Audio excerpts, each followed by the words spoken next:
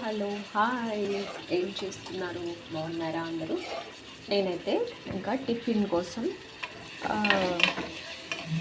మన మంచిగా తాలింపులో ఫస్ట్ ఆయిల్ వేసిన పల్లీలు, మెయిన్ పల్లీలు ఇంగ్రీడియంట్స్ ఉండాలి ఉప్మాకైనా, ఇంకా లేకపోతే మామూలుగా పులిహోరకైనా అన్నిటికి కూడా. సో నా పల్లీలు వేసేసుకున్నాను, తర్వాత తాలింపు గింజలు వేసుకున్నాను. డైలీ దోశ ఇడ్లీ ఇలా తినడం అయితే నాకైతే అసలు నచ్చదు, ఎందుకో తెలీదు.